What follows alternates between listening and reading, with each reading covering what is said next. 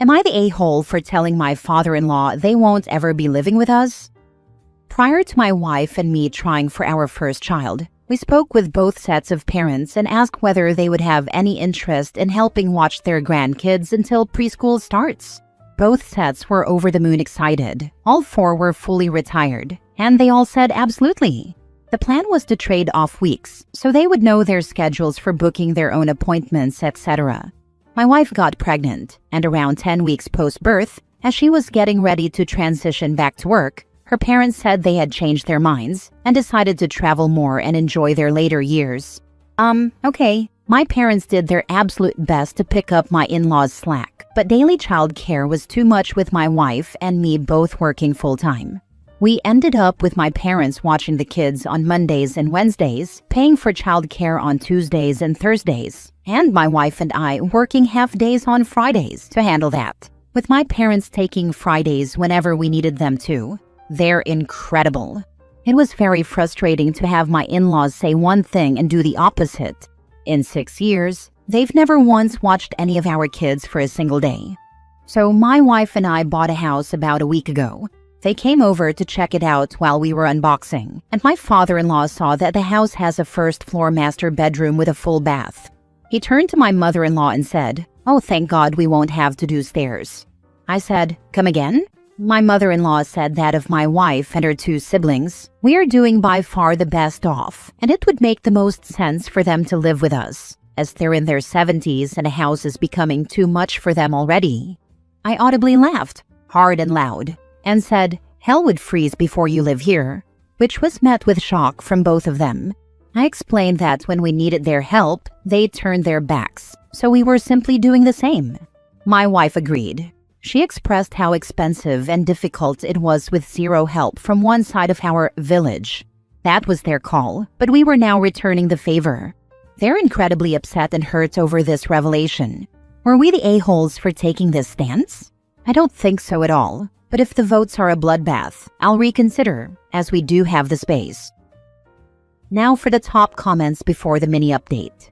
The best part is that you and your wife are on the same page. Your wife is a treasure OP, not the a-hole at all. Shout it louder. My wife knows and I tell her often, but when I show her this later in bed, she'll be appreciative others agree, LOL. She's a legend. Good for you both. You've both got great reflexes. But seriously, the worst part is that they assumed rather than asked. If they had asked appropriately about moving in, you might not have laughed in their faces.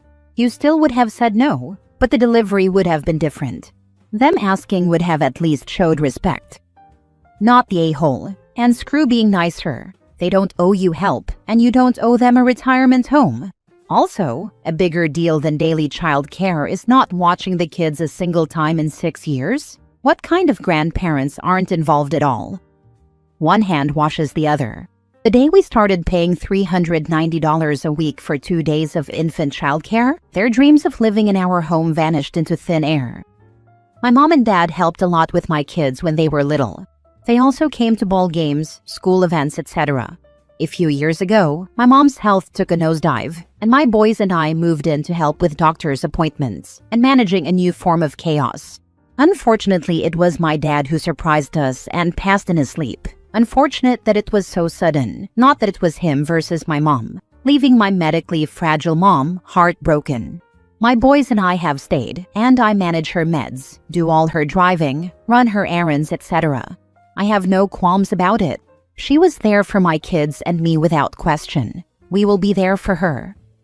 This is the way. We're raising kids without a village, and it's a rough go. If or when my parents need help, I'm not going to come running. I've been raw dogging raising kids for years, and they've never stepped up. Bless the relationships you've made, because over here in the cold, I can vouch that they're priceless. Now for the mini update. To elaborate on what I said in other comments, we try our best to make the best possible decisions for our family. We were on the fence about kids for years and didn't think we would have them at all. We had a dog and a cat, and our little family of 4 was very content and easy. We went on nice vacations every 6 months. We were perfectly open to the idea of being childless forever and would still enjoy our lives and find deep gratification from them. However, as we aged a bit, we reconsidered. We were still young enough that we could have waited multiple years longer if things didn't feel right. This is part of why we were frustrated with my in-laws. Had they simply said, we'd gladly pick up kids from preschool in an emergency, but simply cannot do daily childcare, we would have accepted that and planned accordingly. Maybe that meant relocating to be much closer to my parents. Maybe that meant relocating to be closer to daycares. Maybe it meant putting a pin in having kids for a year or two and then reassessing. Maybe knowing we would not get help from her side would have changed how we handled our employment, as her work depends on her heavily. Had she known, for example, that we would like her to stay home the first year or two, she could have trained a replacement during the pregnancy months, versus telling them the entire time, "Don't worry, I'm coming back 3 months after." We would have had options if they had told us the truth. We spoke with them prior to stopping birth control, so they had over a year to say, "Hey guys, we've actually changed our minds on this," and we could have pivoted accordingly. But they didn't. They waited until about 10 days before she was returning to work to drop a bomb on us. Reddit gets wound up over some topics, and I get that childcare is one of them. But ask yourself, if you ask your mom for something big a year ago, something really important, and she said with full confidence, "I'm going to ride with you, I've got your back on this," and then a week or two before said, "Nah, I'm good." Most people, if they're being honest, would say that's pretty cruel to wait until the very end to say something. To this day, we still don't know why they didn't say something 1 month earlier, 4 months earlier, or 10 months earlier. So no, we didn't imagine all grandparents would plan their lives and retirement around our reproductive plans. We did what adults do. We spoke to them about it, learned of their high excitement, checked the box that they said they'd gladly help, and then dealt with everything that followed as best as we could. Next story. Am I the a-hole for refusing to attend my sister's wedding after what I overheard her say about me? I, 26 female, need an outside perspective because my entire family is split, and I honestly don't know if I'm overreacting or finally standing up for myself. My sister Emily, 30 female, is getting married in 2 months. Growing up, we were never super close. She was always the golden child. If you know, you know. And I was kind of just there. Not ignored per se, but definitely not celebrated the same way, etc. Still, I agreed to be a bridesmaid because my mom begged me and said it would mean the world to Emily. Planning has been stressful, but nothing crazy, until last weekend. Emily had a small bachelorette weekend at an Airbnb. There were 7 of us total. On the second night, I went upstairs early because I had a headache and wasn't feeling well. Around midnight, I realized I had left my charger downstairs, so I went back down quietly because I didn't want to wake anyone who might have been asleep. That's when I overheard Emily talking to her maid of honor. She didn't know I was on the stairs. She was drunk, laughing, and said, "I only asked her to be a bridesmaid so my mom would shut up. She's always ruining things anyway. I swear to God if she shows up looking for attention, I'll lose it." Her friend laughed and said something like, "Well, at least you'll look better next to her, so..." Emily said, "Exactly. It's kind of a win-win." I froze. I felt like I couldn't breathe. For context, I've struggled with my confidence for years, especially compared to Emily. She knows this. She's made comments my whole life about my weight, my hair, and my clothes, and has always framed it as helpful advice. I went back upstairs and didn't say anything for the rest of the weekend. When we got home, I sent her a message saying I was stepping down as a bridesmaid and wouldn't be attending the wedding. I didn't explain why at first. I just said I needed space and wished her the best. After I stepped down, she kept pushing for a reason, saying it didn't make sense and that I was once again being dramatic as always. I didn't tell her exactly what I heard, but I did tell her that I overheard a conversation at the bachelorette party that really hurt me. She put 2 and 2 together on her own after that. Then she lost it. She called me crying, saying I was purposefully sabotaging her big day, that I was being dramatic, and that everyone says things they don't mean when they're drunk. My mom called me next and said I was punishing the whole family over a misunderstanding. My dad says I should be the bigger person. Here's where it gets worse. Yesterday, Emily posted in the bridesmaids group chat that I forgot I was still in, that she's heartbroken, that I'm abandoning her, and that she never meant to hurt me. but she never apologized, not once. Now some in my family is texting me saying I'm selfish, and the other half is telling me I finally did what they wish they had the courage to do. I haven't responded to anyone yet. Am I the a-hole for refusing to go to her wedding after overhearing that conversation? I'm conflicted and don't know what to do, and part of me is telling myself that I am. Your sister sounds like a two-faced yunt. In hindsight, you should have recorded her saying all that garbage and sent it to your whole family and her fiancé. Screw 'em all. I wish I did. My phone was dead. That's why I was going to get my charger, which led to all this BS. You can always goad her into repeating all that garbage. Arrogant a-holes love to boast and talk down to people. It wouldn't be too difficult with a little needling. Not the a-hole. No, you didn't mean to hurt me, but you did. And you didn't bother to apologize. In vino veritas. Not the a-hole. Your sister is just a mean girl type and a bitch to boot.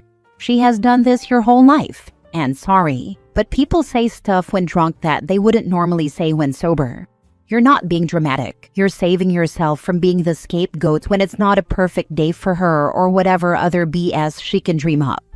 Make it clear to your parents that you're done being dumped on by her and treated as a lesser person by them.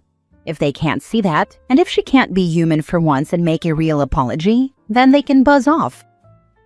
Next story. Am I in the wrong for refusing to sell my late boyfriend's golden Rolex to help pay for a house? Hi all, I met my late boyfriend many years ago while we were in grad school. He was my first boyfriend, and I shared many memories with him. He had heart rhythm problems from birth that never improved with age. I knew this when I started dating him, and accepted those risks in our relationship. He owned a golden Rolex that he loved to wear. He had a few other watches, but there wasn't a time I saw him without that specific one. As his heart condition worsened over the next few years, he mentioned that he wanted to leave the watch in my possession if he passed away. I always laughed it off because I thought he was joking. But after he inevitably passed away, I realized he was serious. The court contacted me and gave me possession of the watch, while the rest of his estate went to his family. For a long time, I was afraid to wear it and kept it hidden in my apartment. Eventually, I did some research and found that these watches can take a beating and tolerate daily wear. I had it resized to fit my wrist, and now I wear it every day as a way to remember him. Since then, I've grown emotionally attached to the watch. Fast forward to today, I'm happily engaged to my fiancé. We're looking to purchase our first home in a few years and even plan on having kids. We aren't in any financial trouble. We can comfortably save for a house over the next few years, but my fiancé insists we sell the Rolex to move into the house sooner and start a new future together. I told him I wasn't comfortable selling the watch because it was a gift from someone I shared important memories with, and we don't need the money. It would just take us a bit longer to save. My fiancé disagrees and thinks I'm overly attached to it. I don't think I'm wrong for valuing and appreciating a meaningful gift from my past. If I had to choose between the watch and putting food on the table, of course I'd sell it. But we're nowhere near that situation. Am I being rational, or am I letting my feelings for the watch cloud my judgment and future with my fiancé? Which of his treasured possessions is he planning to sell to help buy this house? Lol, that's a good point. Thank you all for your kind responses. I thought I was going crazy here. I think he singled out my watch because it's an easy, expensive sell. And maybe it's a reminder that you loved another man at one point. He could be insecure about it, or feel like he's competing with a ghost. I'm not saying that's a good thing. I'm just pointing out it could be his perspective. If that's the case, he might eventually do something bad, like stealing and selling your watch so he doesn't have to see it anymore. Wrong fiancé. I told the same thing to my sister. Her fiancé passed away in a car accident, and when she started dating again a year later, the new guy said, "Why are you still so sad?" I told her, he can have all of you, even the grieving parts, or he can have none of you. She is now married to a man who celebrates her late fiancé's birthday with her every year, because he's grateful that someone loved her when they could. Not too long ago, there was a post about a fiancé stealing a wedding ring from a widow just because he was jealous. He even helped her look for the ring, but his mom found it in their house and returned it. That's how the woman found out. She dumped him. Be careful with your watch and your man. Last story. Am I the a-hole for not wanting to pay my girlfriend's debt? So, I'm 24 male, and my girlfriend is 23 female, and we want to take things to the next step. I genuinely don't mind, and I'd be down. My only issue is that my partner has a lot of debt that she hasn't even started working on. To be clear, she has $197,000 in debt, and she's pushing me to pay this off, along with buying our rings. I don't mind spending money on her when it's a date, but taking care of her debt, especially when she doesn't want to put any money toward it herself and wanting outrageously expensive rings, is a little much for me. She's told me that if I won't do it, someone else will, and I don't know where I stand with that. I've talked to her about how she goes on trips at least 1 or 2 times a year and chose the most expensive options for college, which led to the $197,000 in debt. I have no issue supporting her, but her not contributing anything toward her debt is a lot for me. I chose the cheaper route. I went to community college, then a 4-year university, and my job will pay for my master's degree. I'll be around $25,000 in debt at most after all my schooling. Am I the a-hole for being unable or hesitant to pay her debt and for not wanting to spend a fortune on her ring? $197,000 debt at 23? Wow. Just wow. Right? I was $100,000 in debt by 26, but I went to law school and was making 6 figures with an active practice by 28. It was a strategic risk to avoid spending my life in a $40,000 to $60,000 job. She didn't say that if you don't marry her, she'll find someone else. She said if you don't pay her debt, she'll find someone who will. She flat out told you her intentions. Take the hint. Take the hint and run far and run fast. She's looking for a sucker to pay her debts. She's financially irresponsible, and you two aren't compatible. Cut your losses now. I don't know. She seems pretty financially savvy to me. Get into debt, find a sucker to pay it off, then rinse and repeat. The sucker who pays her debt while buying her pretty jewelry is the financially irresponsible one. I wish I'd thought of that when I was young and pretty enough to pull it off. Damn my parents for instilling ethics in me.